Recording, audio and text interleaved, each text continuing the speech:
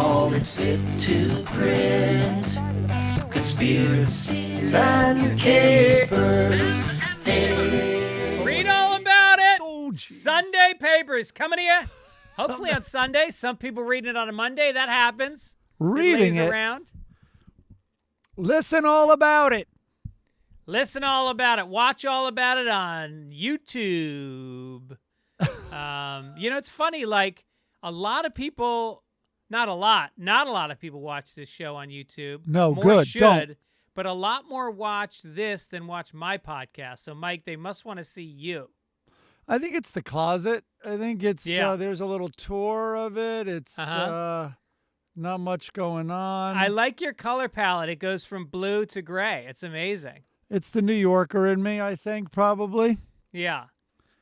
That was funny when maybe you had the same thing, but when I took my girls back, one of the first times when they were little, they're like, we're walking along, they're like, and they like whisper to me, they're really tiny, they're like, everybody wears black. and then my other one goes, and they all smoke. But the reason was, first of all, everyone does wear black. Secondly, they all smoked because they had outlawed smoking in buildings. So we were walking on the sidewalk, and all the smokers are down on the street. Yeah. So one of the things I want to mention is that your erections, people, let's improve them. Let's get them. Let's get them bigger, better, stronger. Let me tell you something. I'm in. Blue Chew is this amazing delivery service. You can get Sildenafil and Tadalafil. There it is. Ta-da! Ta-da. The first four letters. Ta-da! The fill. I would name one of them Boingalino or something. But it's for people that don't like to take pills. You chew it. I've done it. They sent me some free samples. I tried it out on the wife. She didn't know what hit her. It was unbelievable. I imagine not. She's like, what are you chewing on? I said, shut up. That's foreplay. You're the only one chewing here right now. If your man is chewing, lock the doors. Put a tie on the door. Look, Blue Chew is affiliated with physicians. They work to find the dosage, active ingredient that's right for you. You can take it on a full stomach, empty stomach. Consultation with the doctor's free. You do it. It's cheaper than those other two, Viagra and Cialis. It's the same stuff. It's way cheaper. You don't have to go to a doctor's office. You don't have to go to the pharmacy. It comes in a box at your house that's unmarked. It doesn't have a penis printed on it. It should. So your wife knows it's here. Go take a shower. Get that undercarriage. The chewables are made in the USA, baby. Your partner will love it. You'll love it. Offer. Here's the offer. Ready? Visit BlueChew.com and get your first order free. That's as simple as it can get using promo code PAPERS. Just pay $5 shipping. That's BLUE Chew.com, promo code PAPERS. Get started. You're going to thank me. Your wife's going to thank me. Your mistress is going to thank me. Maybe you do it alone. I'm not judging. You'll thank yourself. I told you I did it alone once. I told you that last week. Once. Well, no, I definitely only took Viagra and masturbated once. That's a fact. Speaking of masturbation, intentionally, there is an office available in my building for you. You mentioned this right before we started this, and I'm interested. And then we both immediately realized something and said, save it for the podcast, which is we're both going to have to come up with some system of like a necktie on the door, as you mentioned, so we don't disturb each other when we're busily getting stuff done. I think my signal will be, if you hear Japanese, I'm busy. Okay. Are you kind of whispering it to yourself? I'd be impressed. Right. It's sexual Harry Carey. Yeah. Yeah, we should have like a light on, kind of like, a therapy office or something, or like, room in use right. on right. the air. Like, how about like a studio on the air? Maybe we should just pick the 45 minutes that we're not and like sync up to that 45 minutes of social time. Right, that's true. And be like, listen, what's your 4-hour window today where I can't disturb you, and try to align those as well. And it turns out it's while we're recording Sunday Papers. Hopefully. Yeah, right. Speaking of which, I had everybody's got, not everybody, depending on where you live, they have these neighborhood, I think it's called Neighborhood Watch. No, it's not Neighborhood Watch, whatever it's called. I'm on one of these groups. And Next door? Yeah, Next Door. And mine is for Venice. And you can actually pick your own neighborhood within Venice. It's not like the whole city. Yeah. And so this one came in yesterday. A neighbor reported this one on Amoroso Place. On Tuesday, a neighbor was walking toward Oakwood when a man she described with a tan complexion, had on a face mask, exposed himself to her. She walked to the store and when returning, saw him standing on a cement planter of the house next door, masturbating. She went around the block to the fire department, and by the time they walked her to the sidewalk, he was gone. This was 10:30 or so in the morning, exclamation point. I like that's the part that stands out to I us. know. It's like, are you that shocked that it's 10? How else do you start a day? This was it. They don't mind the public exposure or the masturbating. It's the hour. Now, is she implying it's a white guy with a tan?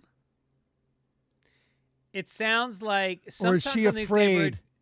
Sometimes these neighborhood groups, it gets a little racist. Oh, and that's all it does, seemingly.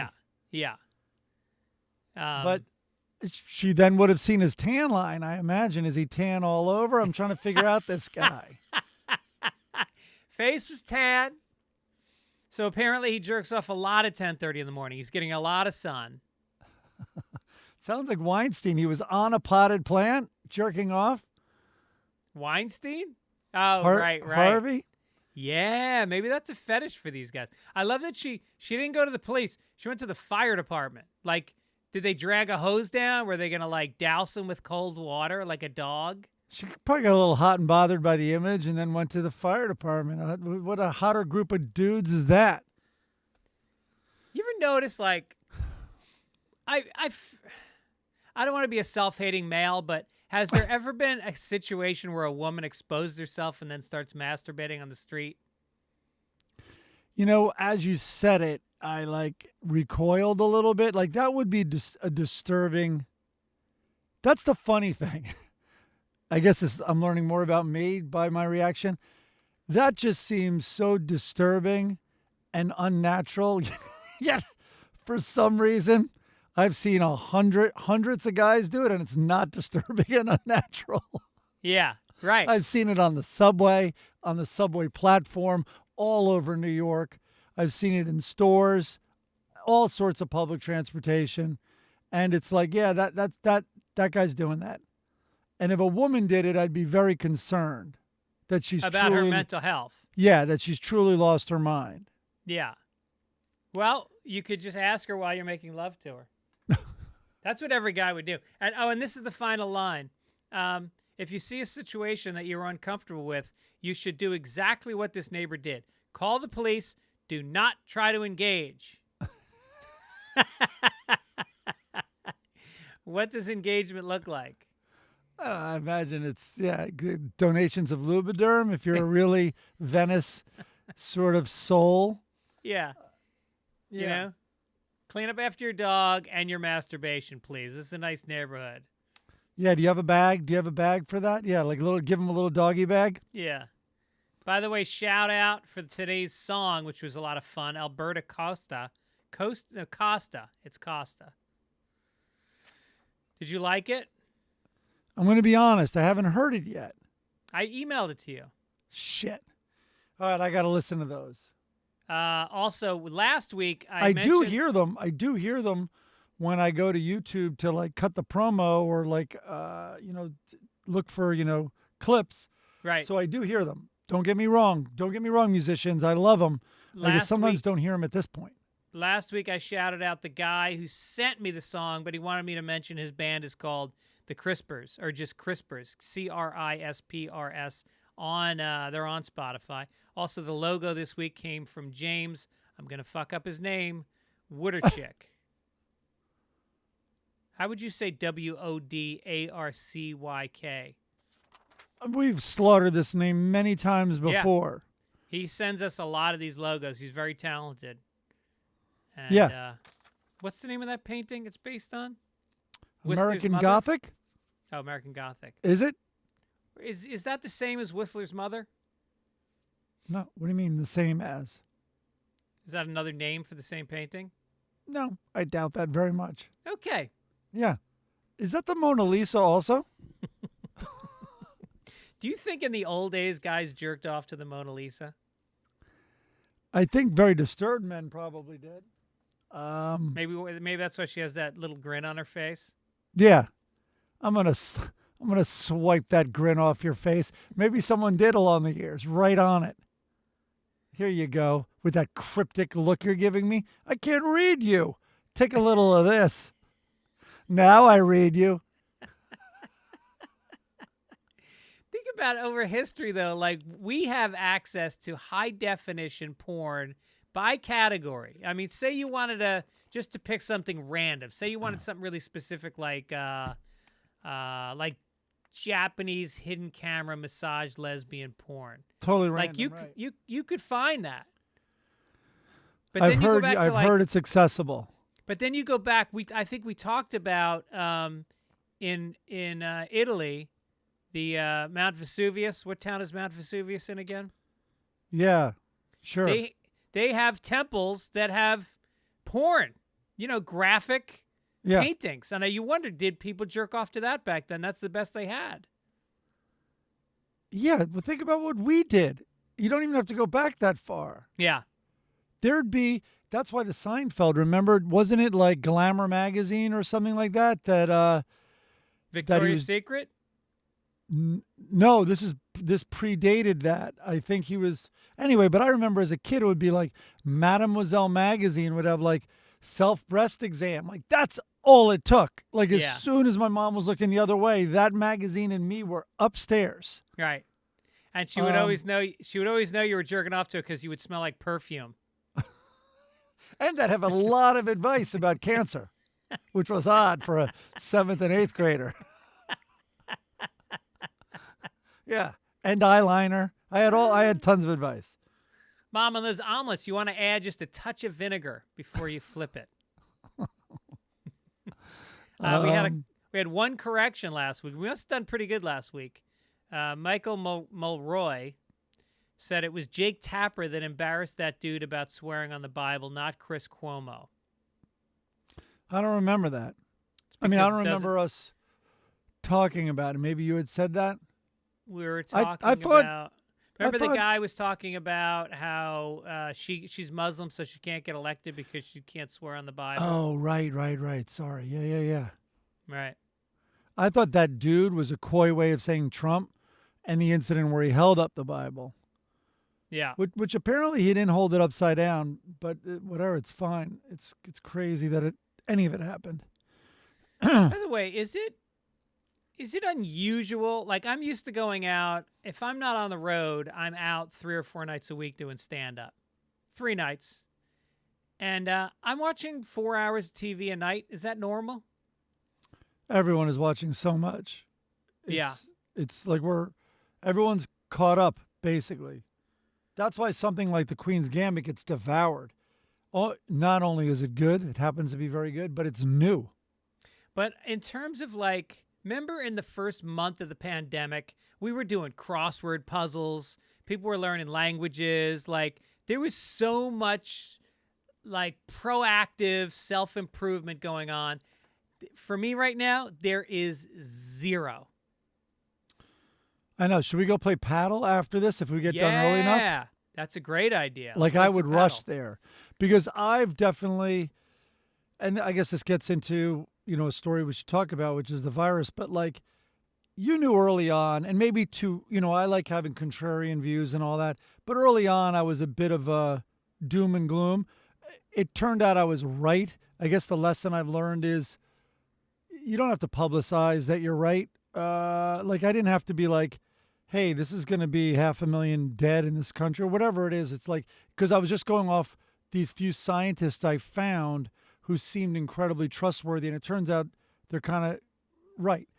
So for a while, it was interesting to watch how people were denying it, how like, this is going to be over soon, like no need to shut down, when it was like, what? Well, I'm fucking done. I have such fatigue.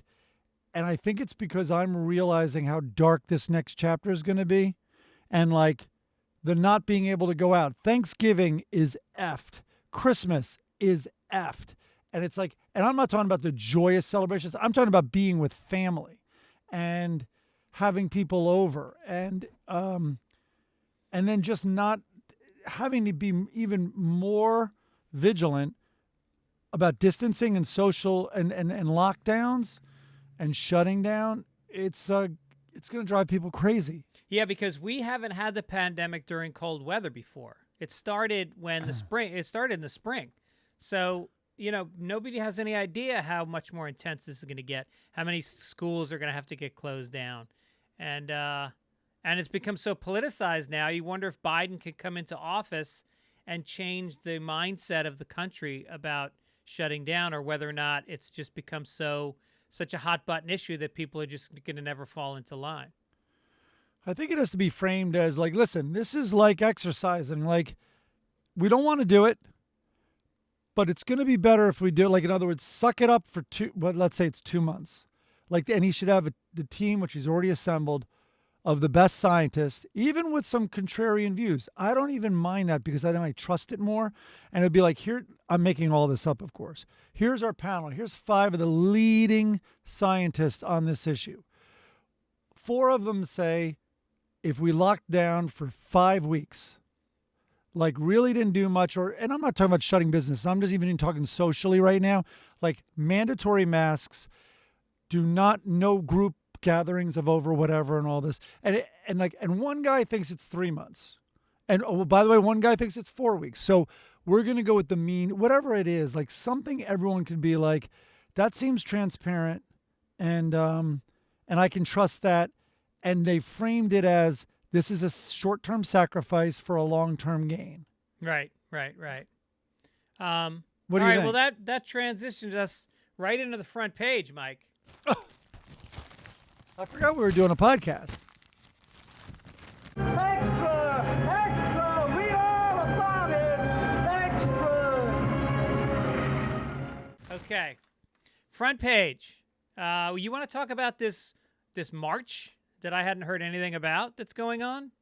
Yeah. Sorry I'm late. I was trying to go to this this white man march in Washington. So they have pictures that are coming out right now. We're doing this podcast on Saturday. So this picture I saw, which a lot of people I think used, it showed like 50 to 60 people packed closely together with their flags marching on the street of Washington, and they're Trump supporters. They're being called the Million MAGA March. And in this picture of over 50 people, I wanted to be accurate about it because I wanted to just say, I don't see a single mask. I looked really closely and I counted 4 masks. I also counted 5 women and everybody was white. And I'm seeing tons of these pictures. And if they believe the election is fraudulent and they are out there protesting. Okay, so the Department of Homeland Security, which oversees election fraud, has come back, 19 members, and all said that they have absolutely no factual basis that there's been any fraud. Every news media has looked at it, and besides Fox News, says there's absolutely no fraud. At More one than that. point, Yeah, go ahead. At what point is this going to be over, or is this all like? How is this end? Well, I think in fairness to the other side, they're saying, well, let every case be heard. So every single one has been rejected so far. Every single one. And keep in mind, rejected by judges that have been appointed by Trump over the last 4 years. Now, I shouldn't say rejected. No action has been taken on any single case, and I think they've all been rejected. But regardless, none have moved forward. And so I think that technically would be when it's like let go. But the other scary move, of course, is, the Electoral College. Let's say I'm Wisconsin. The Electoral College of Wisconsin can ignore the popular vote in their state and just say, you know what, we're going with Trump. Yeah, they can switch their vote. They're not obliged to vote according to their party. And that has to happen, I think, by December 12th. So there's a couple of people who are fearing that. I don't think that's something to be afraid of yet. Maybe I'm wrong. That's December 15th or something. Yeah. So we'll see. But, yeah, it's interesting. Well, there was that one guy who Trump tweeted and Tucker Carlson reported very angry, and as if this would cost the election, that a dead guy had voted in, I think it was in Georgia, and made a big story about it, and it turns out that the guy's wife died. He did die. They were talking about his wife's vote, James Blalock. And so Tucker Carlson actually apologized and admitted he said something that was erroneous. That seems like a slippery slope. That should be incredibly slippery and steep for him. Setting the precedent of an apology when he said something that's completely full of shit. Right. I remember watching a show when it's like, someone has suggested defund the police. It's like, defund the police. Great idea. So when they come through your door to rape you, when your husband's away on a business trip, it's like, wait, first of all, is this story in the 50s? Yeah. When your husband's away and the royal they that he used, are going to come through your door and rape you, and you're going to pick up the phone and dial. It's like his famous move, and these are with all people who are not worth their salt. His famous move is absolutely changing the premise to serve his needs. And so he took defund the police to mean there are no longer police officers at all. Your town won't have a police station, and they will be busting down your doors to rape you while your husband's away because he's the one who has a job. I know this goes. That's the premise. All of a sudden, instead of, hey, a lot, whatever, we don't have to go into it, but a lot of police have said, holy crap, will you please put some of this money towards things we used to have, which was like a animal, whatever it's called, like protection, whatever it is, that they come out when there's a rabid dog or whatever it is. Like, that's not our job. Or when there's a mentally ill person. There used to be social workers that worked in conjunction with police forces.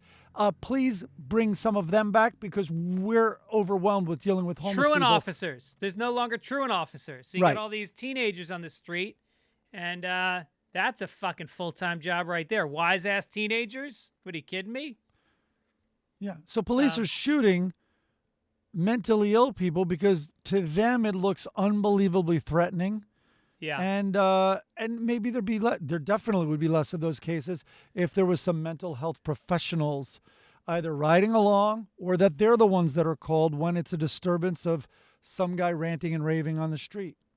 By the way, COVID is so bad right now. It's record highs every day of new cases that are coming in. They're saying 150,000 new cases in a day. I thought it went to over 180 now. The math is very, very scary. It's like the magic of compounding, as they say with money. So where is that? So based on this 7-day average, the numbers will double every 19 days. So did I tell you about the email I got that said I've been contact traced? No. What happened? I got this email, and so this is how it begins. It begins really like almost, it sounds mid-sentence. As you have been identified as a contact of someone who has recently tested positive for COVID-19, you are under a legal obligation to self-isolate from now until the 17th of November, including this date. You must do this even if you do not have symptoms or you get tested and receive a negative result. This is because you may still be infectious with COVID-19. Now, Are you sure this isn't a spam from your ex-wife? I looked, I immediately go, it's kind of like when Apple says, like, you've got to change your passwords, and you look and it's like, it's not from Apple at all. So I looked this up, and where is it? Of course, here it is. So here's the first clue that something was wrong. It was the NHS, National Health Service. So this is not from America, and it was to Perry Gibbons, Perrie. So I pressed respond, and normally something like that would say like a do not respond to this address, but it did go to the NHS, and I'm imagining this is a Gibbons in Ireland or England where there's no shortage of Michael Gibbons. And somehow my email address got linked to Perry Gibbons. Wow. So Perry, if you're listening, you should self-isolate, because one of your careless friends caught the disease. If we could just get all of your cousins to listen to this podcast, we would be shooting up the charts. Look at this. This was a nice paragraph in there. If you are on low income and cannot work from home while self-isolating, you may be entitled to a one-off payment of £500. Wow. And that's through the Test and Trace Support Payment Scheme. I wouldn't call it scheme, but they do over there. You hear about their scheme to pay these people who can't work from home? Well, they're still tracing in Ireland. They've given up tracing in this country. They say it's too widespread to try to trace any longer. They might be right. They say At this over 1,000 but that's no people, defense. Over 1,000 people die a day from COVID, which if you just to put that in perspective, 3,000 people died on 9/11. Okay? Right. And this is so far, what is it, 240,000 people have died? Yeah. That's 4 times as many people died in Vietnam. 4 times as many. Right. Which people were in the streets protesting in every city. And, people might be quick to say, oh my God, they're labeling COVID deaths of people who are on their last leg already with other sicknesses. But what counters that is, and I forget the term they use, but how many more deaths above average America has experienced during this. So what did you say the number's at now? It doesn't even matter. A day? No, let's make it up. Let's say, just to keep it simple, let's say 300,000 Americans. It hasn't happened yet, but 300,000 Americans have been officially, I guess, deemed to have died from COVID, right? And now you're going to argue, if you don't believe that number, that, hey, listen, 50,000 of those, or whatever it is, were heart disease, and this was the last thing. It's kind of like pneumonia. It's not like that. I shouldn't say that. It's like kind of like saying a guy with AIDS has died of pneumonia. Like pneumonia came in at the last second. He was dying of AIDS. But he was compromised by the AIDS. True. So, no, but he died of AIDS, really. So, Yeah. I mean, and so I'll give them a couple of, a bunch of those for sure. But what they're saying is, okay, 300,000 have died of COVID. In America without COVID, let's say, 30 million died. I don't know what the fuck it is. Let's say 30 million people die of disease and all that stuff. Well, they're saying that number is like 35 million or something. And now you put the 500,000. I've even lost track of my thinking I at this lost point. track of what you're saying. But yeah, I think the point you're trying to make is if you take the average of how many people are dying every year, it's over and above that by about 250,000 people. Yeah, there's a death impact, and they have a name for it. That's not it. There's a death impact that COVID has. Not enough beds to treat other people. People not going to the hospital. Right. So, and also people who have died, who never got diagnosed or any treatment. They died at home. And yes, maybe they had diabetes and were really overweight and sick or had heart or immunocompromised in another way. And they've passed away too. So anyway. Wow. That was good, Mike. Boy, I wish I could get that time back, because especially the people who are dying of this, having to listen to that, that's another thing that just killed them, is my story That's about right. them dying. Yeah, because they're saying suicide rates are up because of this. And I looked it up, and there's actually no conclusive study of that. There's obviously anecdotal evidence of people killing themselves because of the pandemic, but it is much too difficult to gauge if there's actual stats that you can assign to that. What about this the therapy thing, Mike? That's what it is. Pandemic spurs, here's the headline, a boom in outdoor therapy sessions. Due to the coronavirus, many mental health providers are conducting therapy remotely. While research shows teletherapy works, virtual meetings don't work for everyone. This person interviewed said, I'm a therapist, and it can be challenging to observe patients' nonverbal behaviors or convey empathy via Zoom. When someone cries, for instance, it can be helpful to hand them a tissue.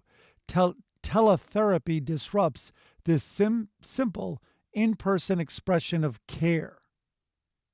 Right. So, I don't know. The article went on to say that this therapist has set up their therapy in their backyard, but is it helping the person that now they're crying out in a backyard and being mocked by all your neighbors? Yeah, there's just people sitting at windowsills, looking down, laughing. Honey, here's another tissue case. Yeah. He's handing another box of tissues to some lunatic. And then they all start throwing boxes of tissues out their windows at the guy and laughing. Yeah. They write in the dust on his car, like, cry baby. He goes back to that after a session. Yeah, you're live streaming. Also, I don't want to see my therapist's, 3-story house with the manicured backyard. Right. No, totally. Is this where Fuck it's that going? guy. Speaking of which, The article also said they're doing therapy walks, oh, which would be good because at least my therapist wouldn't fall asleep during our session. We've talked about that, but not in a while. Has your therapist ever fallen asleep? no. Mine did. I had an older guy in New York, and this was the most telling thing and really should have been discussed, because this would have been a breakthrough. I felt it was my fault he fell asleep. And regardless of how deep that went, I would cough or hit his desk I would make sure I was mid-sentence, though, to allow him to save face to wake up. Unbelievable. Yep. And then I would never Wow. address it. Wow. Yeah. In a way, a therapist should do that to test what sort of balls and self-fortitude they're, because that speaks volumes about me. Yeah. It's like What- my mother realized she was codependent at a certain age and at an older age. And she went off and she went to this place, codependency camp, Coda camp, where you stay in cabins and you have roommates and all that. And there was a fire alarm one night, and she ran outside, and then she started celebrating because she realized that she didn't check on her roommates first. She was so happy. She called me when she got back. She's like, I think it worked. And then she's like, and Gregory, it's even a bigger celebration because I lit the fire. I mean, I could have never done that a week ago. I locked the door on the way out. It was hilarious. Zero dependence. Zero. As a matter of fact, I got to go. This is I don't all need of a to sudden talk to here. you. The prison automated message, like, you have 1 more minute on your call. And then No all of a longer sudden, then you codependent. smell smoke in your house. Yeah. I've been trying to get a therapist, and let me tell you something. I called 7 therapists from the Writers Guild Health Insurance. I looked them up. That was 8 days ago, not one of those motherfuckers has called me back because I hear they're all booked up. But you know what? If you're booked up, you call somebody who's vulnerable and possibly in trouble back, and you give them a referral, or at least you get back to them and say, I'm busy. Totally. So I was seeing a private guy for Adderall, right? And it was basically, you have to check it, you have to check in with them every time they refill the, like, how's your heart? How are you feeling? Blah, because, they don't want blood on their hands if you have a heart attack. But it was like expensive for this, phone session. I'm like, gee, this is so, all you have to do is renew my I barely take the stuff and I take such a little amount. All that's in my records. And you can also tell by the frequency of my refills. So I'm going in network. So I go in network, same experience as you, impossible to get anybody. I finally found a place that seemed like a factory. Like a lot of them was like Santa Monica Psychology Group or whatever. So they then go, they hear me out. I'm like, this is simple. I just want to not pay as much for my refills. That's it, to get to see someone. So they're like, sure. So they give me a guy. 5 minutes into his intake of how are you, what's your family history, but he's like, okay, so this is God's honest truth. He's like, okay, so I totally hear what you're saying. This is easy and should be very simple. I'm not licensed in America yet. I was like, sorry? He's like, I'm Canadian, and because this is a class 1 drug, I believe it is, it's amphetamines, I have to have a special license, and that should be coming in any day. And I'm like, that's how few people are available. This place, Santa Monica like psychiatry group, gave me someone who's not even licensed. Yeah. And that's how crazy the world is right now. Everybody needs a fucking shrink. And you know what else? You can't get a tea time in LA anymore. Yeah, these are very white problems. But I'm telling you, I wanted to play golf. My mom's coming to town next week. I looked online. Every public course in LA is booked up 2 weeks in advance. Shrinks and golf. That's what people are doing in LA right now. And listen, think about how lucky we are. Honestly, like you brought it up earlier, we have year-round outdoor weather. Restaurants on Main Street here in Santa Monica and all over LA with a couple of heat lamps can be year-round. Like when I was in Wyoming a few weeks ago, my buddies they were joking, like, you missed summer by 2 days because they had an odd warm fall, and then like just the lights went off and it was then 20 degrees like the next night, and that was it. There's not enough heat lamps when it's in the 30s or 20s, and I think New York is going to do that, and there's no longer these little escapes. Right. I mean, you have to be a hardy MFer to like throw on snowshoes or just throw on the warmest jacket to go for a walk when it's 15 degrees. Yeah, I think about that when I walk my dog at night and it gets down to 58 and I'm bundled up, and I think, what about people in New York City when it's fucking 15 and the wind's howling and you got to go outside and walk your, like, I'd give the dog away. I'd be like, fuck this. Yeah. And you're thinking, what are most people who walk my type of dog with the wind blowing up their skirts? They must be so freezing with their lady dogs out on a walk. I think we're being particularly annoying on this podcast with our therapy talk and golf and. Well, here's the cherry on this icing. What's the name of my favorite name of one of your dogs? Brulee? Yes. Here, Brulee. Here, Brulee. It's so embarrassing when I have to call for him. Like if I go to a dog park, I'm not making this up. I say, "Come here, Bruce." I butch him up for the park. Bruno. And he doesn't come. He doesn't No, come. he's looking around like, what are you doing? I've heard my name 4 million times, and you've never said it like that. He's looking also, around for I'm Bruce. Brulee. Brulee doesn't come when asked. You have to come pick me up. He can do finger snaps, even though he has no thumb. He has a thumb. It's just halfway up its arm. Somehow Brulee manages to do it. Manages snaps. No, we do sound like that. It was funny you just said that's a white person problem. It's kind of an interesting way to look at it. Right now, a white person problem is not getting your president reelected. That's what they're all protesting in Washington today. The by the way, I was watching TikTok, and they showed a Louis C.K. clip where he said, "We've all got white people problems. You know what that means? You know what a white person problem is?" And I literally think he might have coined that phrase because he did a whole bit about white people problems, and he wasn't saying it like it was an existing lexicon. He was. I think it's his. Is that the one where he talked about white people are the only ones who want to get in a time machine? No, he talks about people flying across the country, but they complain about having to sit on the tarmac. Oh my God! For Yeah. 30 minutes. That's great. Yeah, that's great.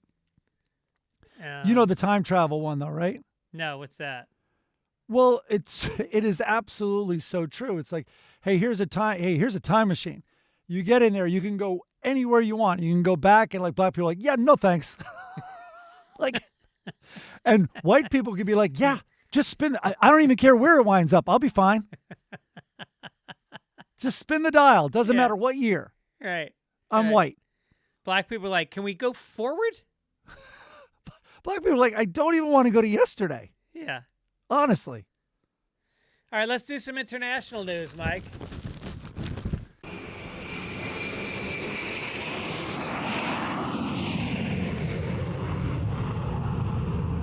Oh, yeah. Fish heads in your soup. Remember that song? What was that, Monty Python? Yeah. New Zealand is distributing 2 tons of fish a week, but they're the parts often discarded in commercial and recreational fishing to families affected by New Zealand's sputtering economy. These are mostly Maori people, which are the traditionally... Indigenous? Fuck this up. No, they're not indigenous unless you go... Well, indigenous going back to, I think, the 13th century. They came from... Oh, boy. This got derailed. Peloponnesia. Okay. They came from somewhere else in the 13th century. Anyway. Polynesia? Maybe it's Polynesia, but they're broke. They have no money, and the government has nicely agreed to give them fish eyeballs and the fat you can suck from the cheeks of the fish. Now the fillets are gone. Those are gone. The white people got those. Yes. This is like that Brian Regan routine of you're way in the back of the plane and you see, we have chicken, we have steak, and we have rotten fish heads or whatever it is. And he's like, I wonder what I'll get, like by the time it gets back to me. Yeah. This is hopefully one of those, they're talking about how much will go back to, the old normal. Yeah. And this should be, of course, I'm not talking about giving poor people fish eyes, but the oceans are completely threatened. And it's like, we should have this. And we looked it up before the podcast. Like, it's toe to tail or tail to toe, whatever it's nose to tail, nose to toe. I don't even know, but hunters know. It's like when you utilize, and the Native Americans famously utilized every part of the buffalo. Nothing was wasted. Yeah. And including like eating in the brains. Remember watching the show Alone, which we were both obsessed with? A couple of those real survivalists knew the fat deposits like in the bones, like behind the nose and stuff that's what like you that. need the most, because if you just eat lean meat, you will actually starve to death. You won't have enough fat on your body, and you need the fattiest part of the animal. So just as environmental sort of companies, environmentally friendly companies and eco-friendly companies have like said, hey, we can make sweaters and tons of, North Face and Patagonia out of these, recyclable plastic bottles, which is a great thing that idiots like me will pay $80 for. There should be a way to take all these undesirable parts and make something delicious. That's just a fact. Yeah, right. The hot dogs of fish, whatever it is. Right. But where like people will trust, like, no, it's actually amazing and like tons of protein and all, like, but anything to like pull less fish out of the water. My kids, we were down in Florida. We go down to Florida and visit my mom, and there's this great seafood restaurant that's right on the water. You go out on a wharf, and the restaurant's at the end of it. I think it's called Jetties, and so we go out there, and the kids are about maybe 8 and 10. Yeah. And the waiter comes over, and it's pretty expensive. And my mom can be a little tight. She can be very generous in some ways, but she also can be very tight. And so we're sitting there, and the waiter comes over, and he goes, well, our specials are blah, blah, blah, blah, blah. And then, of course, the lobster today, the 1 pound lobster is $35. The filet is $38. And then the surf and turf is $55. And so my son goes, I'll have the lobster. And you see my mother just shrink. She just the fist clench. And then my daughter goes, I'll have that too. But can I have the one that comes with the steak too? She got the surf and turf. So it comes, and my fucking daughter eats the tail of the lobster. And then my mother's like, no, the claws, Ginger. You got to open up the claws. She goes, no, I don't want to eat those. Those are gross. That's perfect. 2 bites out of the steak. Meanwhile, your mom's doing the math on the first time she ever had lobster, and it's like 28 years old. Yeah, right. That's really funny. And by the way, I know the easy joke is the hot dogs of fish it's already made. It's called the fillet of fish. And fish sticks. I'm sure fish sticks are almost literally the hot dogs of fish. But when I was little, we would go to McDonald's, and my favorite sandwich for a year or two was just getting the fillet of fish. And I can kind of put it together now. You know, my mom didn't really want to judge me, but I think she'd look at me like, what are you doing? And it turned out it wasn't even about the fish. I loved fried food, and I love tartar sauce. And that was just a delivery system of like deep fried food with tartar sauce on it. Absolutely. Dude, I was all over the fillet of fish when I was a kid. That's what I got every fucking time. Same. Salty with tartar sauce and that light sweet bun. Do you know that they put so much sugar in those buns? Subway no longer can describe their bread as bread because it has so much sugar in it. Oh, this just in from Chris Denman, our producer. Yeah. Origins of the Maori are from Polynesia, who arrived in New Zealand in the 14th century. Look at that. There we That's so cool of Chris to be texting and following up from the MAGA parade in Washington. Now, I know that is so great, and I know it's hard for him because he's got so many screens open from Breitbart and Trump's Twitter feed that it's great that he found space on his device. Yeah, I can't imagine how he found this poor tribe from New Zealand, these poor people in New Zealand.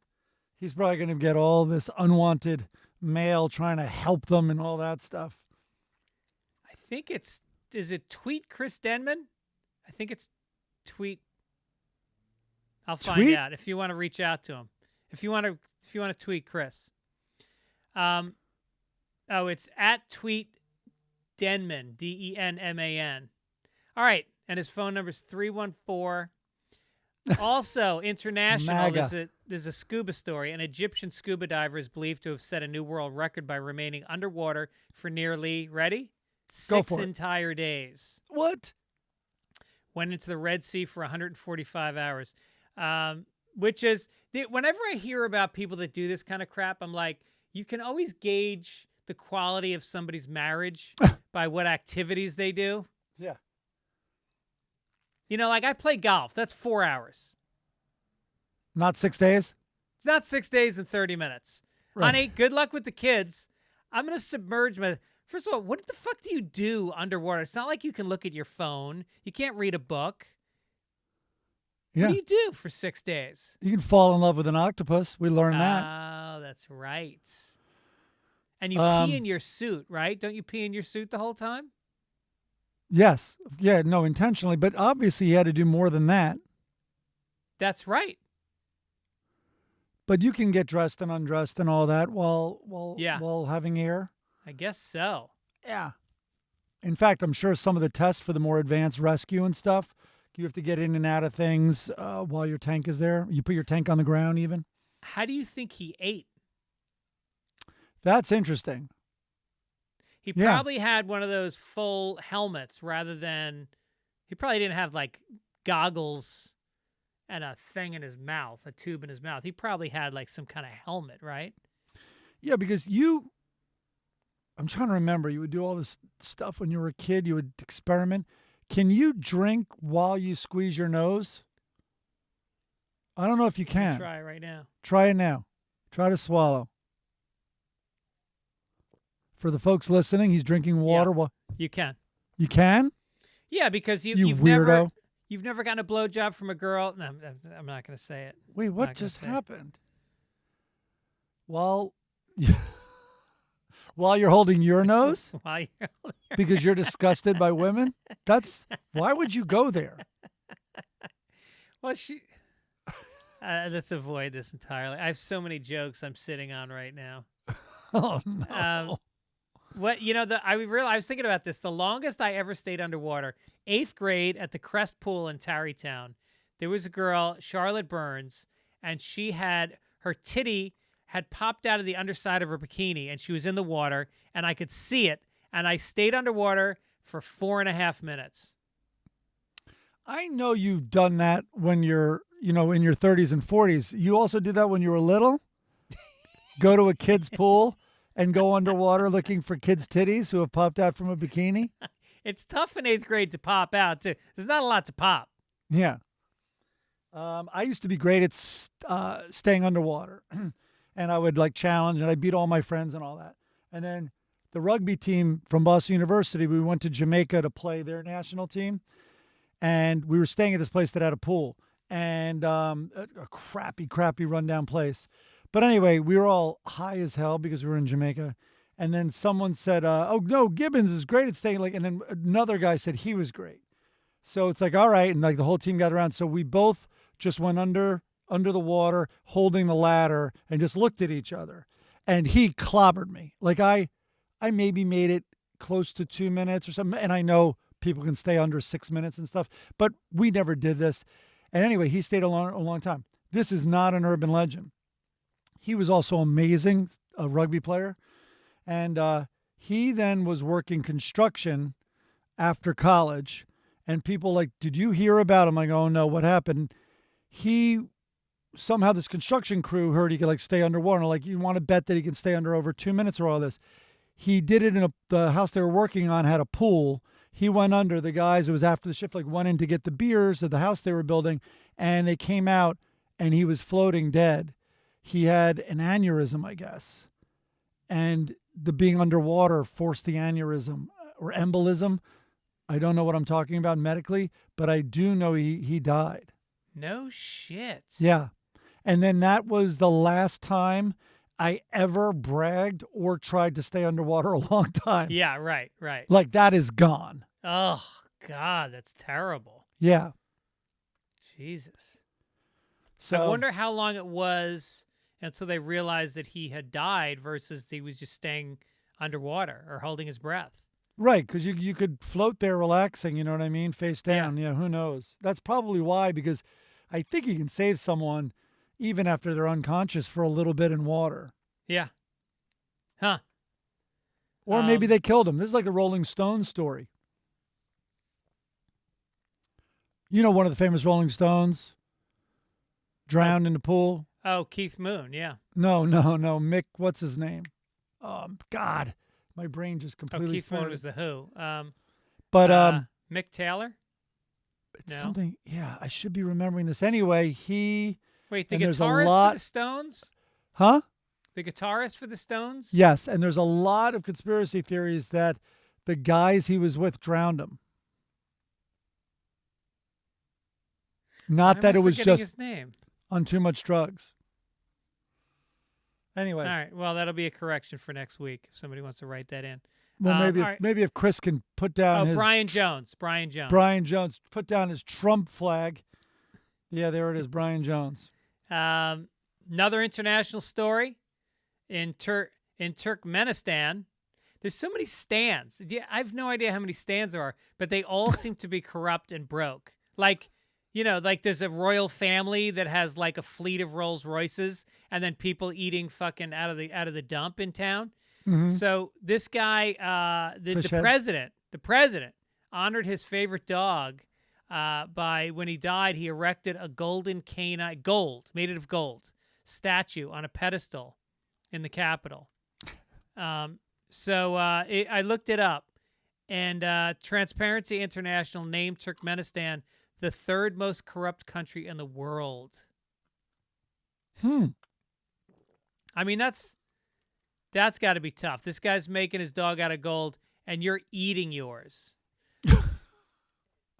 And how do you lead up to that? Can you imagine, like, all right, kids, where's Ukman? I don't know what your dog's name is in Turkmenistan, but like, how do you It's get not the kids? brulee. I can guarantee that. Although brulee is named after a food, so it only makes sense that we're gonna eat him at some point. He would taste like shit. He is gross at this point. He's just covered in welts. He fucking stinks. I would never eat brulee. Oh no. Do think? you have a lot of love? Well, I know you do for one of them, but like brulee, like how sad are you going to be? I'm going to be very sad. I love brulee. He bites people. He's always bit people. He bit one girl in the face, and we got sued for $20,000. I didn't know that. Yeah. Wow. And so there's a lot of reasons to hate brulee, but he's also very elegant, and there's something about him that he's got attitude. Like the other dog will do anything for attention, and she's a whore. Brulee is kind of like, you got to earn it. He's almost more like a cat. That sounds like another reason to hate him. It sure does. Yeah. Sure does. I think you just talked yourself into not being sad when brulee kicks it. How did you not end up with the dog with the divorce? Was that a I know. negotiation, or were you like, just take that thing? No, it came down to how unfair it would be because I was the one working and the dog would be all alone for half the week. Right. You miss the dog? I do. But it's, as you know, it's a commitment. Like, hey, let's go away. It's like, you got to find someone to sit the dog.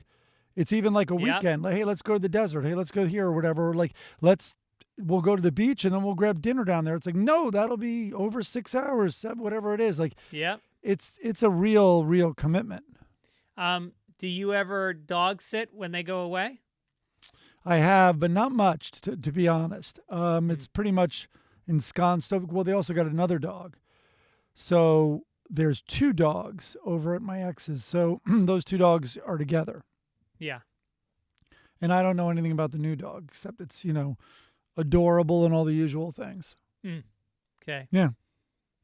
Florida man. Yeah.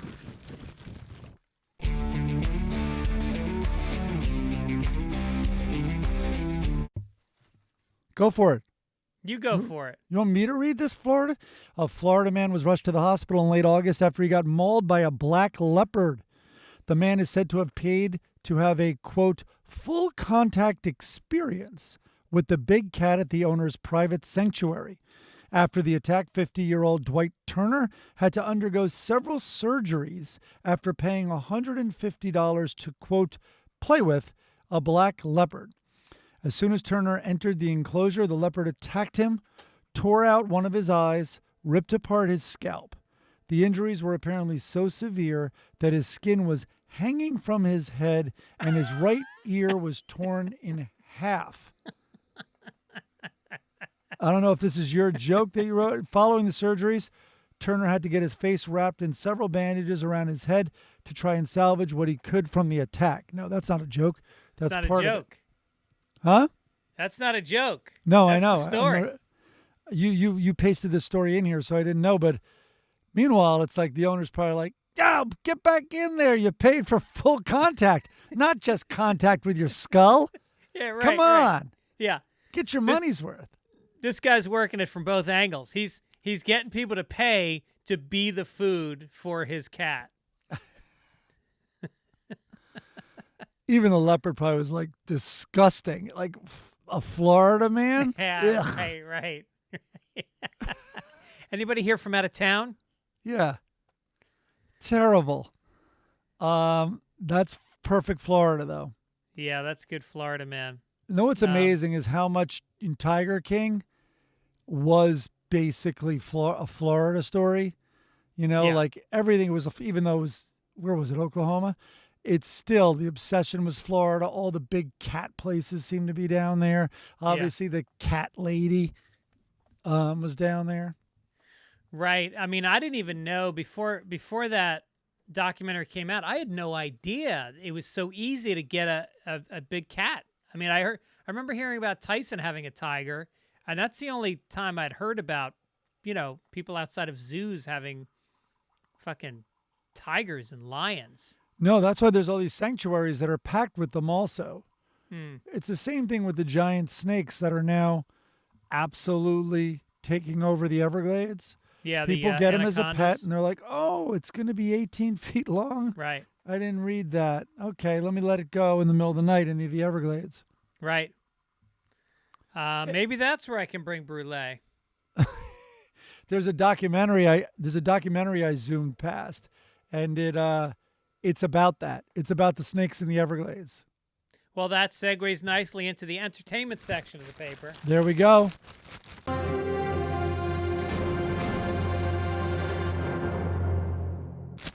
Now, what's this documentary? I didn't watch it, but I wanted to, but it seemed very disturbing. It's about the huge environmental problem the Everglades in Florida are having because these pythons are dominating and changing the ecosystem. Like the 5 minutes I watched of it began with how you used to see raccoons everywhere in and around the Everglades, and they're gone now, basically. Yeah. Have you seen the fights between the gators and the anacondas? The gators don't do Crazy. so well. No, I mean, they show an anaconda, and you can see the silhouette of an alligator body inside of him. I mean, think about what fucking acids have to be present inside an anaconda to break down reptilian flesh. It's amazing. Yeah. I did see a video like a year ago.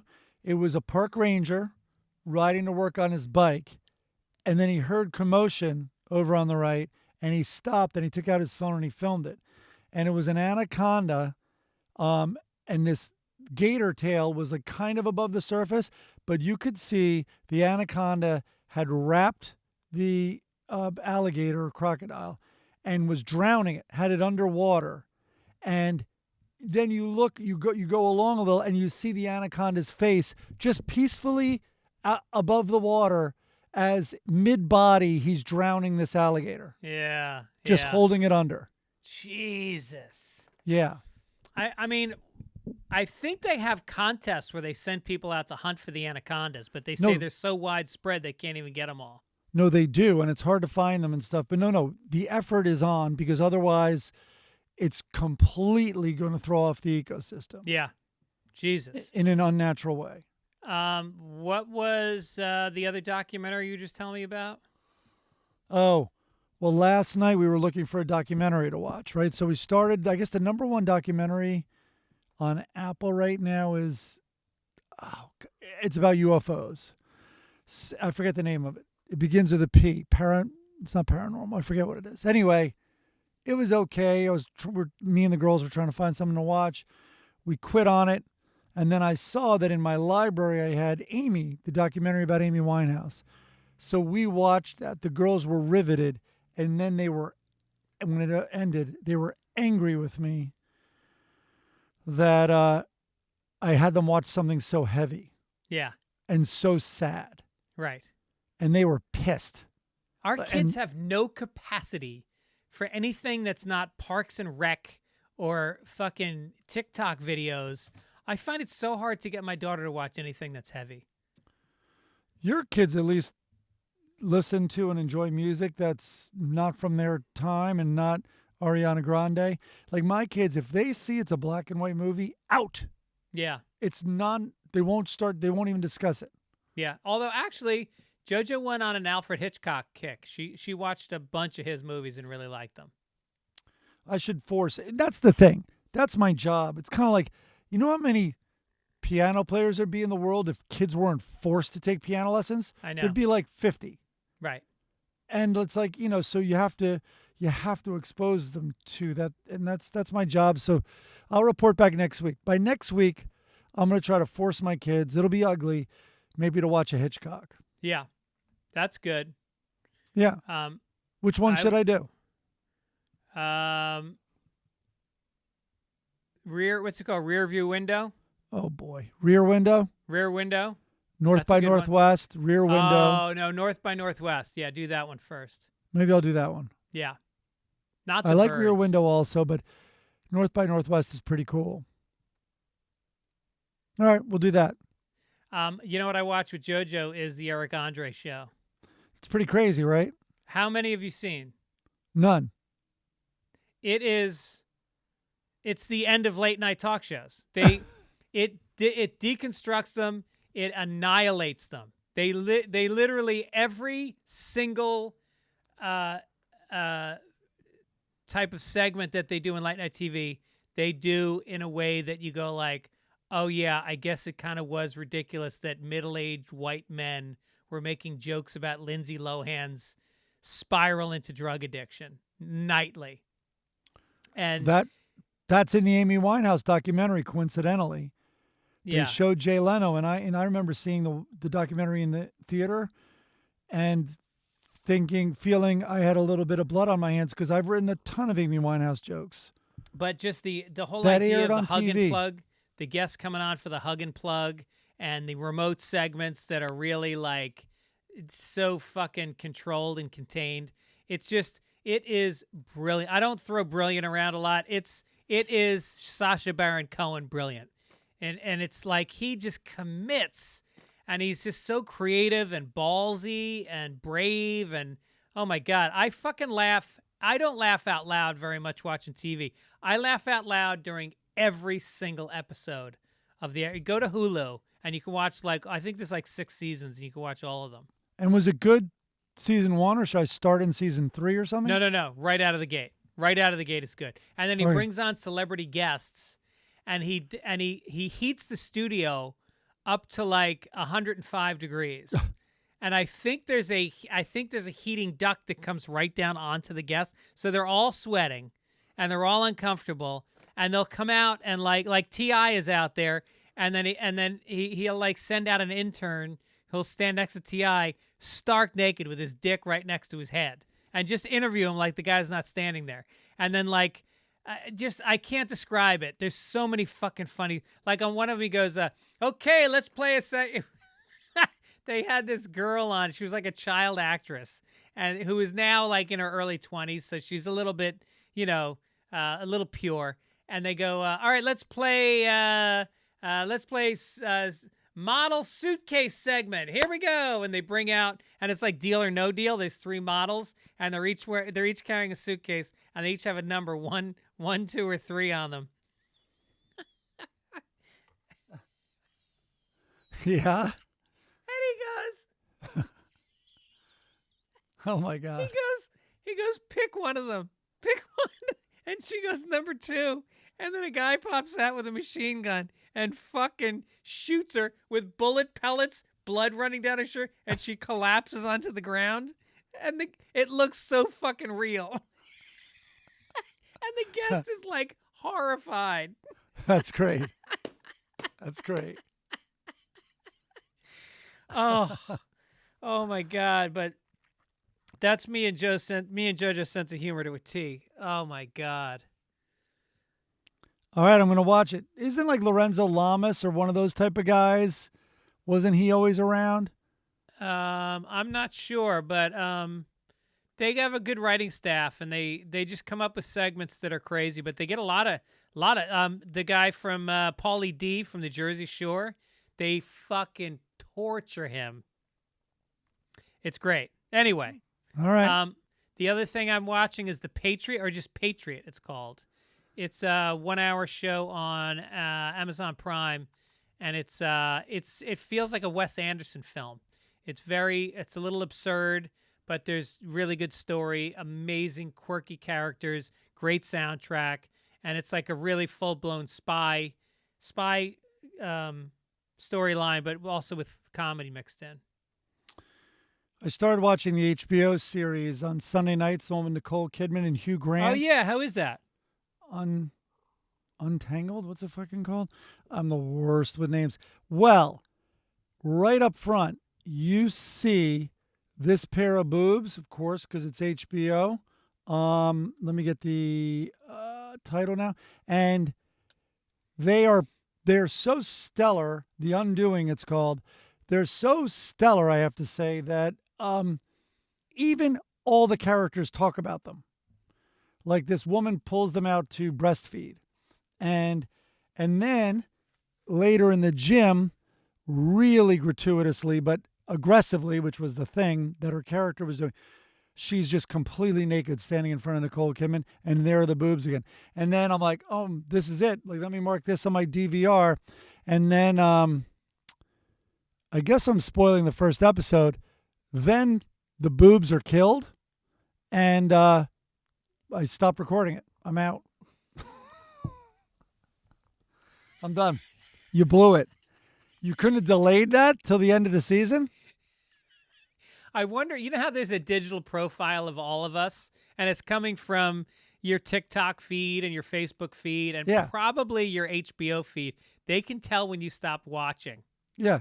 I'm sure the chart was like, girl with the boobs is a corpse. Like, yeah, right. Barely finished the episode. Oh my God! So it's not worth watching otherwise. Well, the only hope I have, and maybe they did this intentionally, knowing we'd have a conversation like this, is her face was bashed in. So I'm like, maybe it's not her. Maybe those boobs are still out there. Yeah. Did you IMDb who the actress was? I didn't get that creepy yet. But they're pretty. I mean, she was cast for this because there was like 2 conversations about them. Yeah. In the show. Have you ever IMDb'd an actress and the word nude in a Google search? In a gurgle search? In a goop search? No. But I bet actresses' names and feet are pretty high up on your search history. All right, let's go to sports.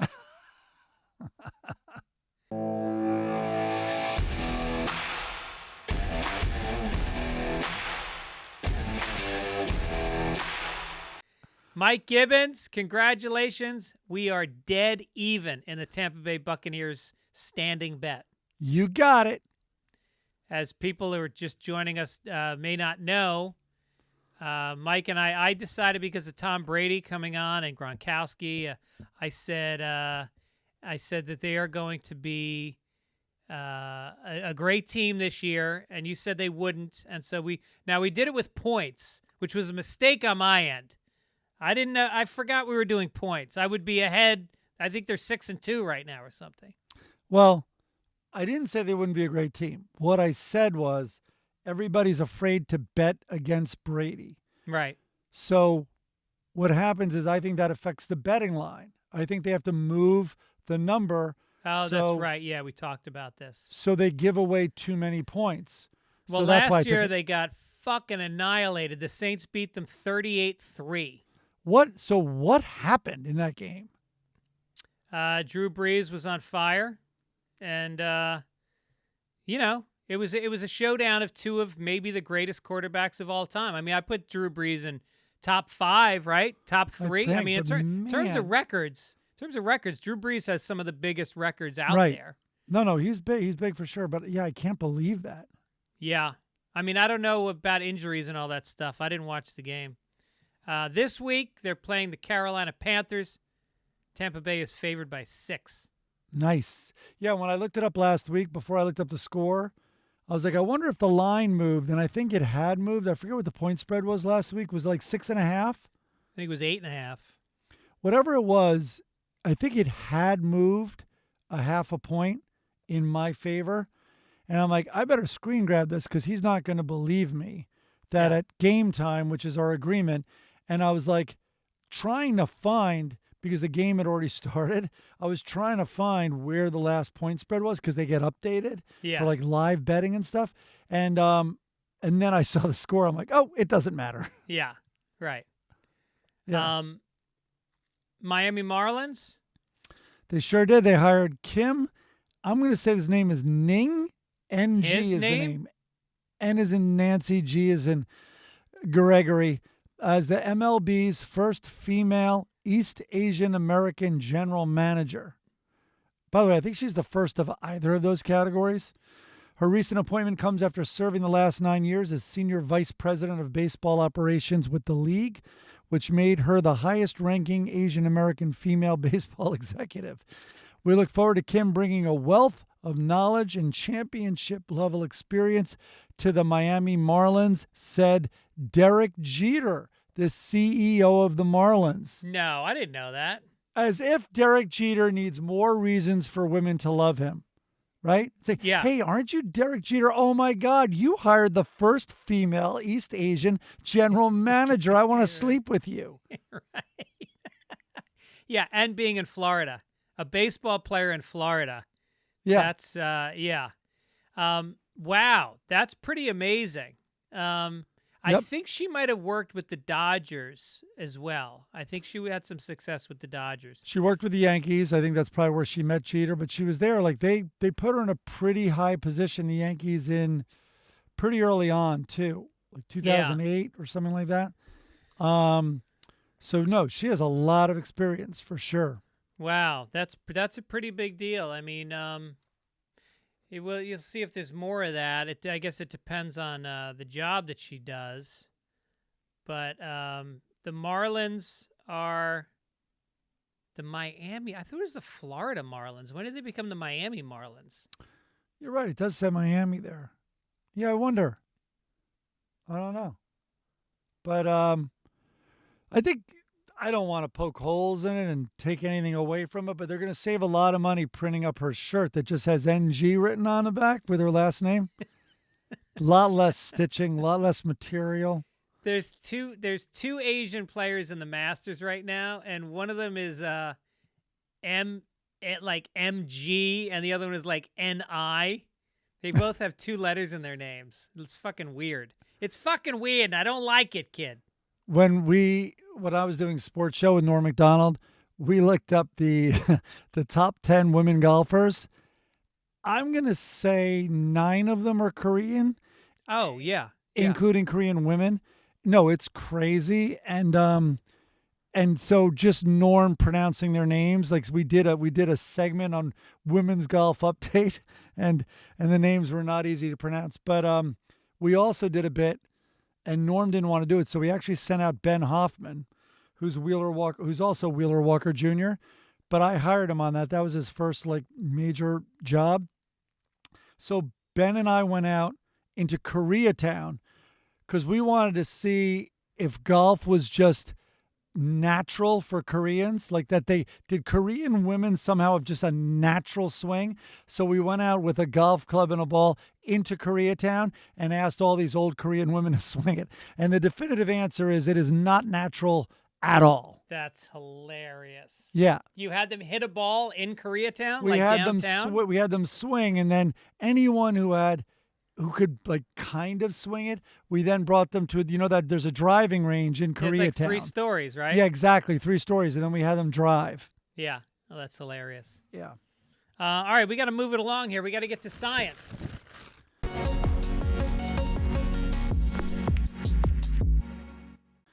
Okay.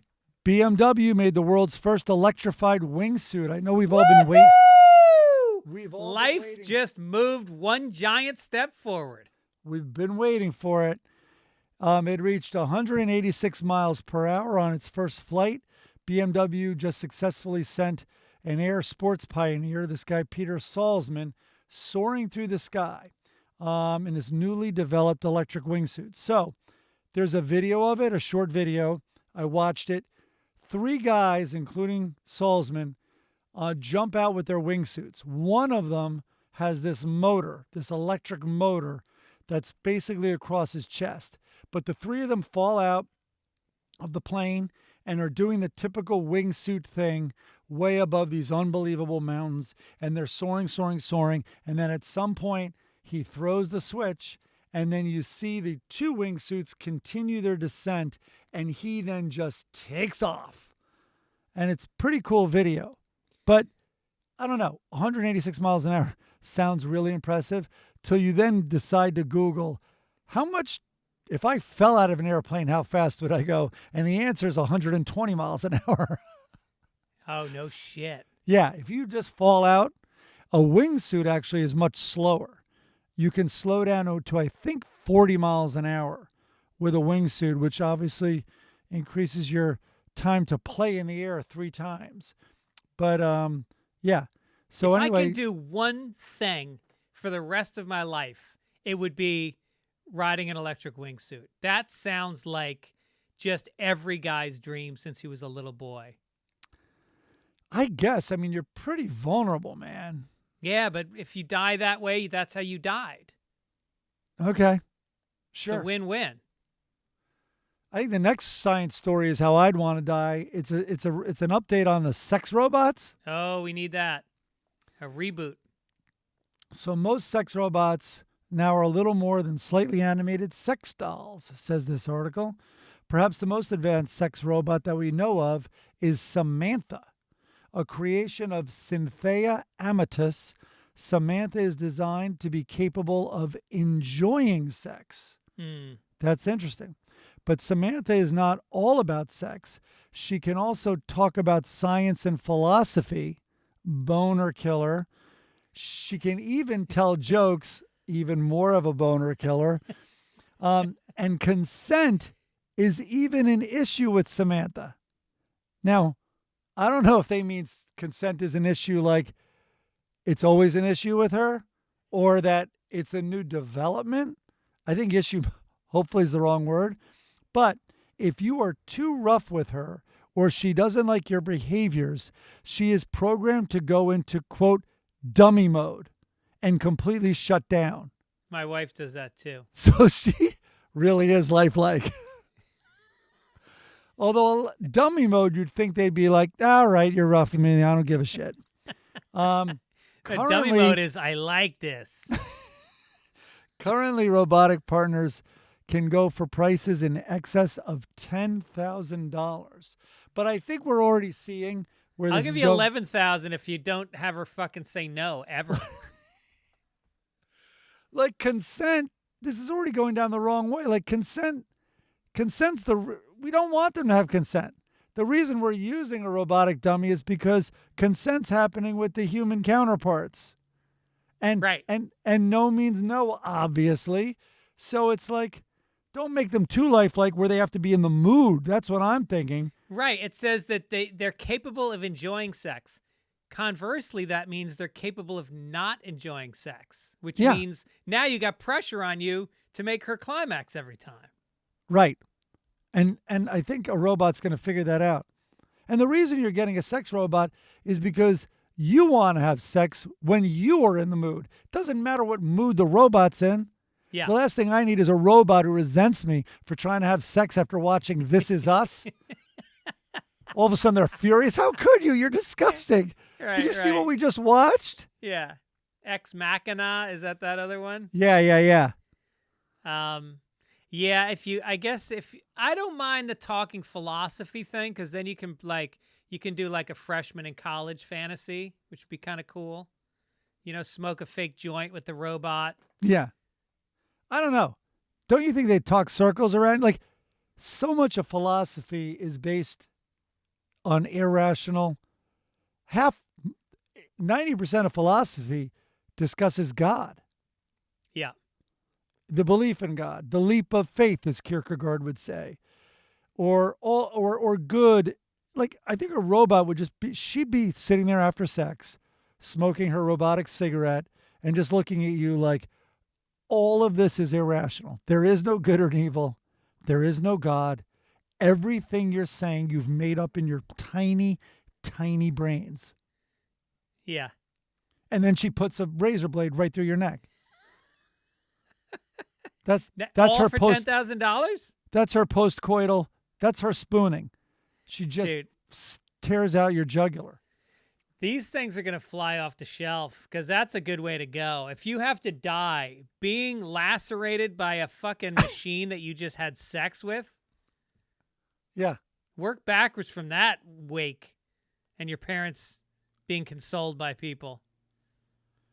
No, they're going to learn. They're like, oh, you're getting turned on by my boobs. She just rips it off. This is nothing. This isn't real. Nothing's real. Your enjoyment is based on unreal things. All right, business. That was business. Oh, Go boy. for it. This is a long one. I should have trimmed this story down a little You bit. think But so? McDonald's wants to improve its drive-through speeds to help customers, of course, but also in hopes of getting them to show up more often and spend more when they visit. So they've got this express lane. People place digital orders ahead of time. Ahead of time, there's no ahead of time with McDonald's. McDonald's is you're at a red light, you're fucking starving, you got a meeting in 30 minutes, and you rush in because it's the only nourishment you're going to get. There's no possible human being that plans in advance of eating a fucking Whopper. I like it. No, I think you're right. So they're saying a lot of fast food restaurants are trying to jump on this now. And, they're saying that the average time it takes over the past few years, it's sped up the drive-through line process by 30 seconds. So right now it takes about 350 seconds, which is what, 5 minutes? No. Yeah, 5 minutes. Yeah, That's almost 6 minutes to get through a McDonald's drive-through on average. Now think about that. The difference between you eating there or not eating there is cutting 30 seconds off of 6 minutes. How little do you think about your intestinal tract and your nutrition? That's what it comes down to. Yeah. And you see how they did it? One of the biggest factors was they simplified their menu. That was the thing most responsible did they? for. Yeah, which brings me to, so do you know the Starbucks here on Lincoln and Marine? Right Yeah. above Rose. That has a drive-through, right? Yeah. And a few Starbucks in LA have drive-throughs. So I went to it at some point during the virus, like when they were closed. I don't even think you could pick. I guess you would have to have their app and order and pick it up. You couldn't go in the store, is my point. I'm on this line for a coffee, just a coffee, and forever. And you know why? Because everybody is making their unbelievably complicated milkshake orders, and it was one car after the next in front of me where a grotesque fat arm reaches out of the van for a tray full of milkshakes. Yeah. With all the caramel, like crisscross hatching and fudge and straws, and every one of them filled with whipped cream, of course. Yeah. And then a big bag of fucking muffins. It's the new Dairy Queen. Yeah. Yeah. It's No, pathetic. it's like that at the airport, because it's people that wouldn't normally go to a Starbucks, but they're going because they're teenagers, they're going on a trip with their family, and so it becomes like a Baskin Robbins. And I really think they should have two lines, one for people. You know what? At an airport, give me a drip coffee. I don't need anything fancy. I just need a cup of coffee quickly because I'm going to my gate. And I don't want to have to wait for my coffee to get served like 40 minutes into the plane ride. It was some terminal in JFK, huge line in the airport, obviously, in the terminal, huge line, crazy. Manager sees what's going on. She leaves her station or whatever and comes over to the side and goes, "Is anyone online just getting a coffee?" And I immediately proposed to her. I was just like, you are the best thing ever. Yeah. And of course, it convinced some people who probably were going to go more high maintenance to get off that line. It was a win-win. It helped everybody. Yeah. That's good. All right, let's jump ahead to letters to the editor. Let's do it. You're not doing this day in history? How do you want to do it? I thought it was a good one. Okay, this day in history.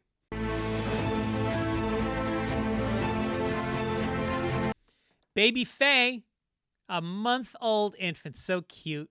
She had received a baboon heart transplant, and she died in Loma Linda, California. The infant, she was born with hypoplastic left heart syndrome, and almost always fatal deformity found in newborns, in which part of the heart is missing. A few days after birth, the surgeon convinced the mother to allow him to try an experimental baboon heart transplant. Meanwhile, the baboon's mother was begging him not to try the transplant. 3 other humans had received animal heart transplants, the last in 1977, but none survived longer than 3.5 days. So they did it, and it was a little walnut-sized heart of a baby baboon, and she survived the operation, struggled for life, and then rejected the organ. 20-something days, I think she made it. 20 days. Let me see. Was it 20? Hold on. Yeah, 20 I think days. You're shortchanging her. Yeah, it 32 days I just found. No, it says at the very end, Baby Faye died after holding on for 20 days. No. I know what impression you're under and what you wrote. She lived 32 days. You Okay. have her You have her dying middle-aged. These are, oh God.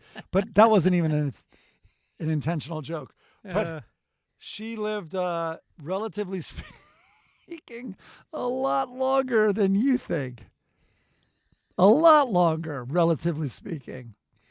Yeah, well, you know what? She had a lot of heart. Well, actually, she didn't have enough heart. That's why she needed a baboon heart. Now, we don't do a podcast on Saturdays, but I did it This Day in History yesterday, and it was about a baboon getting its heart ripped out of its chest. That happened yesterday in 1984, coincidentally, the same year. Yeah. They, Yeah. the mother, I remember right before she died, she was holding the baby's hand and picking her up by it, swinging her around. Incredible strength. Oh, no. There is some good news to Baby Faye's demise, though. She was born in Barstow, and that's a gift to die before you're aware that you were born in Barstow. It truly is the worst town in America. And the saddest thing is it's your last stop. If you drive across the country to California, Barstow is your last, it's the last truck stop before you get to LA. So I remember we were and I think it's a few hours out. So we got there and it's we didn't want to arrive in LA at 10 o'clock at night into our new apartment. So we said, fuck it, we'll get a motel in Barstow. And I just remember looking out the window at a gas station with 18-wheel oil rigs pulling in, and it stunk like fucking cattle. It was disgusting. Yeah. Yep. And you get to LA and you love it that much more. So Baby Faye, God bless you. All right, let's go to some letters to the editor. First one comes in from a woman named Joanne. I seem to have a crush on you two. Hey! That feels good. We still got it, Mike. We do still got it. That feels good. All right, this one comes from a guy named Matthew. Hey, I listen to every episode of your podcast to date. Love it. Mike's take on Anthony and the chimney flu is probably the funniest thing I've heard all year. That being said, his take on people on the left shouldn't be celebrating is garbage. Mike's perspective is of a straight white middle-aged man. He's never been discriminated against for his skin color, sexual orientation, immigration status, gender, etc. But Trump and his supporters are bullies who actively discriminate and threaten people who aren't like them. For him to be removed from office after one term is damn well worth celebrating if you're someone who has been marginalized by Trumpism, or if, like me, you just have empathy for those people. People aren't dancing for the camera, as Mike said. They are dancing because ding dong, the witch is dead. Take care, Matthew. Mike? Well, Matthew, I appreciate your listening and all that. I didn't say not to celebrate. My thing was more about gloating and putting it in their face and celebrating for the camera, which that's what I was seeing. I saw a lot of people out there looking for the camera and then dancing up to it. And I always have a problem with that. But more so here, it is the gloating. This isn't like we defeated Japan and Germany, and it's like, listen, we own you, bitches, and we're going to have a ticker tape parade, and we own you now, a piece of your country forever, and we have a say in it. We don't have a say. And I think gloating, trust me, I don't know, I guess Greg and I didn't make it clear enough. Like, I was celebrating like crazy, don't get me wrong. But I just think there's such a divisive thing in this country. And even as immediately as this runoff in Georgia, for the people, if it's going to be close, we're going to need some people who aren't afraid that the left is going to go apeshit if they control the president's office and the Senate, and just go full crazy liberal agenda, packing the court, doing all of that stuff.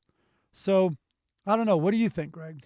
I don't know. I saw, look, let's not kid ourselves. Nobody voted for Biden. People voted against Trump. And so by celebrating, you're basically, and it's something that, I wrote some jokes. I was asked to write jokes for the Biden campaign this year. And so one of the dictates that they said was, we're not going to win people over by telling them they're stupid and that they're bad and that they're shitty people. And so we shouldn't be writing jokes or we made videos. We shouldn't be making videos that are disparaging to half the country. And the way I see it is we won a time to heal right now. That's what we won. We won an end to what's a run-up to fascism, which is every earmark of fascism was taking place under Trump. And I don't know how it would have gotten through 4 years of it. Nobody was happier about it. But like I said, I cried when it happened. And I cried for the state of the country. And I don't think it's in my character to want to have payback for what happened to me, because I know how it felt. I want people to feel, and it sounds trite, but that this is a time of coming together, a time of healing, and let's not put it in people's faces. I went to a fucking small socially distanced gathering that night, and we did dance, and we did cheer, and we were very happy, and I'm not writing in bold case letters on Twitter, go fuck yourselves, you fucking losers. That's just not furthering where our country needs to go right now. And listen, I know it's a Debbie Downer, and I know I'm a wet blanket, so I apologize for that, because that wasn't my intention. I want everyone who is happy about this to not be self-conscious about that. But I did recall in April of 1865, the day after Lee surrendered to Grant, 3,000 people were celebrating and going crazy right outside the White House, and they started chanting speech, speech, speech, because they wanted to hear Lincoln talk. They were so thrilled that they got rid of this racist, that they had defeated this racist faction, and these southern states. And there's such parallels in many ways. Don't take me too literally here, but in many ways there are. And so he came out, and one thing he did was interesting. He demanded that the Marine band, whatever, the Marine Corps band or whatever, play Dixie. And one thing he said, he's glad that the South now will be free to hear that, because that'll continue playing. He also said it's one of his favorite songs. So that was on, I looked it up, it was April 10th. And he said he wasn't ready to give a speech, and that he would give a speech the next night. And so the next night he gave a speech, and I read like a review of it, which was incredibly criticized. The reviews were highly critical. And it said, though he began on a joyful note, he proceeded directly to a reminder that the nation now faced a task fraught with great difficulty, that of re-inauguration and reconstruction. And he didn't say it that night, but one of the things Lincoln said in those days was, in order to win a man to your cause, you must first reach his heart, which is the great high road to his reason.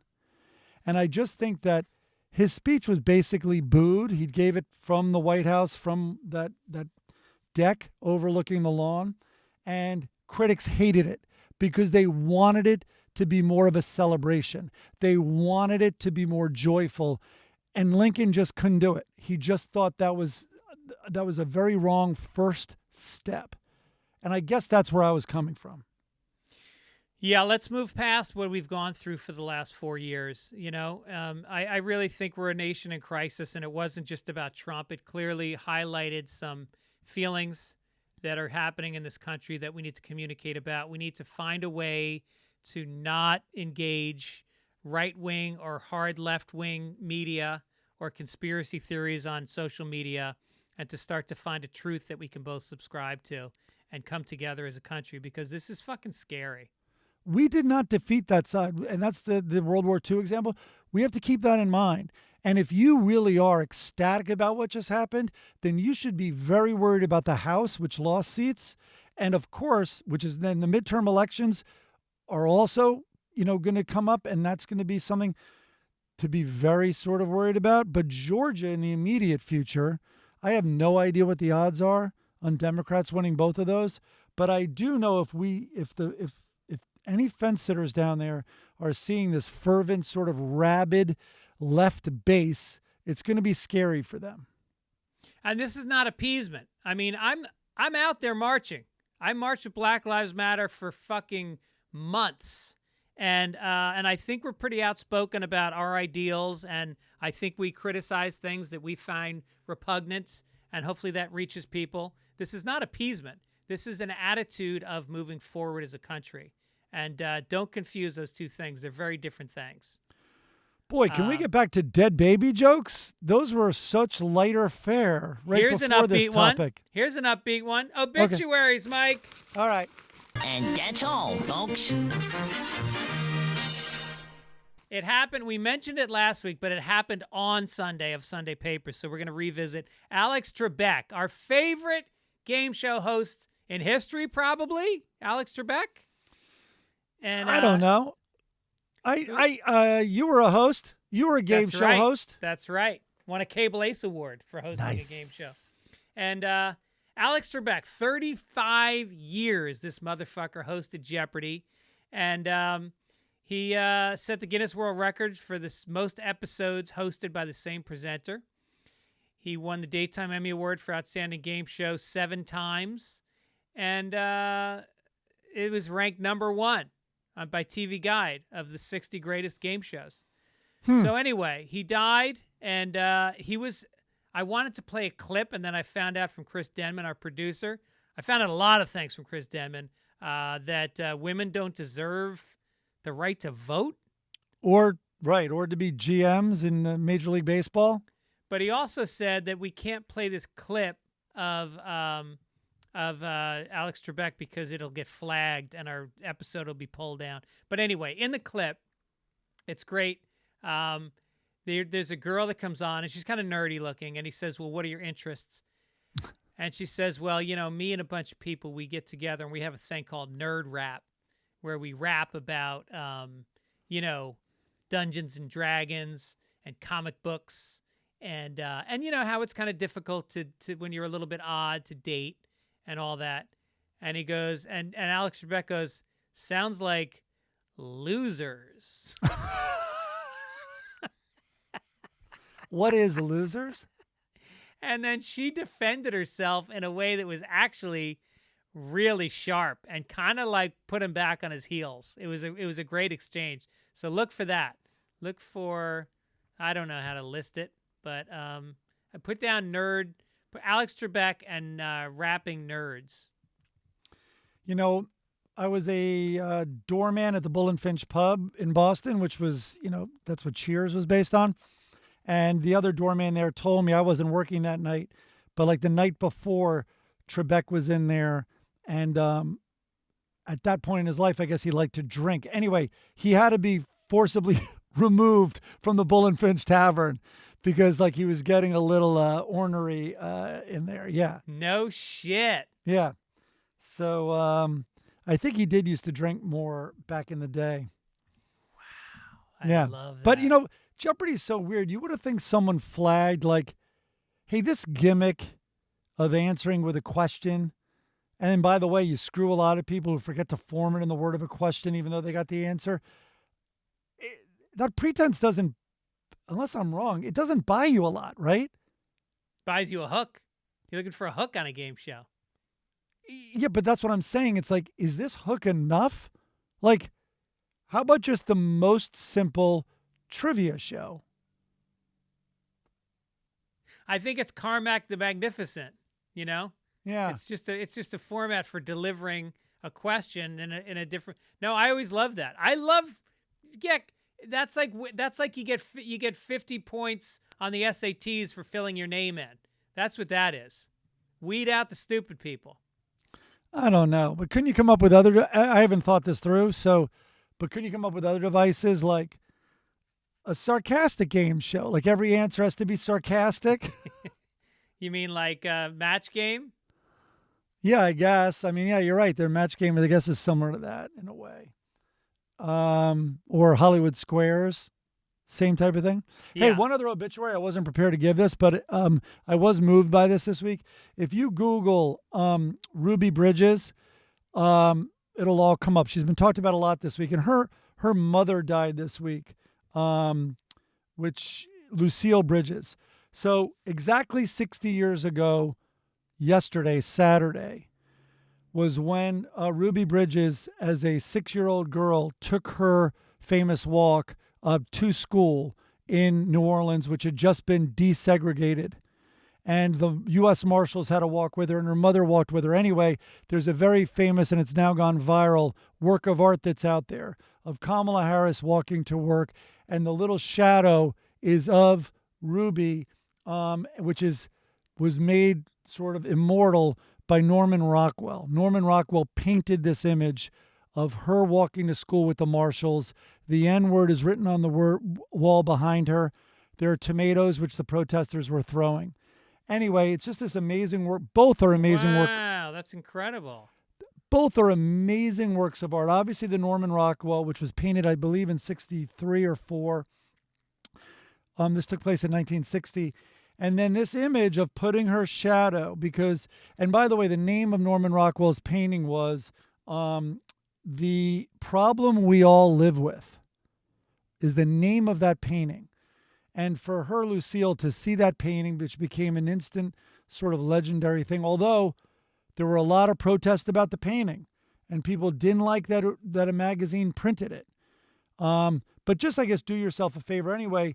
Hopefully Lucille got to see this latest work of art, which came out in the last week of her life, of her daughter being used again in such a great artistic way, which raises awareness for the issue, which is sadly this dark shadow still with us of the problem we all live with. But it's really great to read. There's a lot of great articles on it. And it's on my Instagram as well. But Bria Goler is the artist who deserves mention. And she did it in conjunction with Good Trouble, which I think is the graphics company. And they put that out there. Wow. So kudos to them. And it's just really, really that creative. they're gonna some art class is gonna bring up that photo and they're gonna put it up on the board, and then somebody's gonna be triggered by it and they're gonna complain about it because it's got the N-word in it, and it's like, yeah, you're supposed to be triggered. That's the point. Yeah, it's just like Huck Finn. That Right. word is in that work of art for a reason. It's disturbing. Yeah. All right. Speaking of disturbing, let's go to the funnies. That's how we pull out of the obits every week. This one, somebody sent in a cool picture of Hartpool, England, is supposedly where Andy and Flo lived in Andy Cap. And there's a very cool picture of Andy leaning against the wall drinking a beer. And that was Terry Barron sent that in. Thank you. Apparently he's a local hero in Hartpool, England. Also, they've got a very active domestic abuse home there. Okay. Here's today's Andy Cap comic for you. Andy is laying on the couch because he's worked hard all week. And he's got his socks on, his head's on the pillow. Thought bubble. I suppose I do. Otherwise, I wouldn't have stayed with her all these years. Florrie, I want your a minute. And she calls in from the next room. Hang on. I've got me hands in water. And he yells out, if you don't get yourself in here toot sweet, I'll clobber you. So she walks in, drying her hands. She's got fucking dirt on her face from cleaning the house. She says, well, what is it? He doesn't turn around. He just goes, I love you. And she walks away with a question mark over her head, looking smitten, looking confused. And how would you describe that look on her face, Mike? She looks baffled. I think there's a giant question mark above her head. Yeah. I think she's very confused and baffled. And she's feeling loved because he threatened her with physical violence. And so she came because he doesn't fight. That's not an idle threat. When Andy Capp says, I'll clobber you, that means literally I will stand up and punch you in the face, wife. Yeah. And so she comes in and then he says, I love you. So she doesn't know which way to go on this one. The scary part is she's far less confused when she's bashed in the face. She never, this is the first question mark I've ever seen on this comics. She's never baffled when she just gets blindsided by a fist. She knows exactly where she stands or lays at that point. And it makes sense. That's par for the course. The world all makes sense. Hager, we got some news from Deadline Hollywood. Good news for people who like to read bad comic strips that have been running for decades but wish those bad comic strips would move around. King Features and the Jim Henson Company are developing an animated Hager the Horrible TV series. How about that? Whoa. How long until that series gets Me Too'd? No doubt. They can't be true to the comic book, I don't think. Well, they got to come up with a way that he met his wife besides he abducted her against her will in front of her father 20 years before. Yeah. All right, well. Beetle Bailey. Must rape TV. Good luck with that. Beetle Bailey, there's a woman named Miss Buxley who is, a playoff of Buxom, if you didn't get it. She's a sexy little thing with yellow hair, big mouth, big eyelashes, and big mouth. And she is objectified all the time in Beetle Bailey. So there's a young private. He's sitting at a laptop, and he says, the chaplain said I was going to get a promotion. And Miss Buxley says, for what? And then he says, for showing the staff how to get on Facebook and see your vacation photos on the beach. And there's the general, the sergeant, and another private staring with big fucking filthy smiles on their face, looking at the computer screen. And keep in mind, Beetle Bailey, this isn't from the 50s. There's a laptop in the first frame. This is a modern take on the military. Yes. Totally. Miss Buxley, you little whore. That is crazy.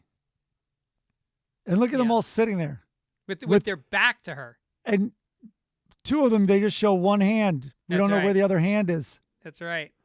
The other guy's working himself. I think he also has one up his butt, the guy in gray. Because we see no hands with him. And they're bald, which just creeps out Miss Buxley even more. They're not even possibilities. That's what happens when you get that old and bald, is you don't even care that the woman sees you as a creep. And the chaplain is going to give him a promotion. Oh, right. Wow. I didn't think the chaplain would be into women, especially if they're over 18. Yeah, he'd be more apt to give a promotion if he hacked into a Boy Scout account. Family Circus, Mike. Yeah, I mean, there it is. So it's a stupid circle, and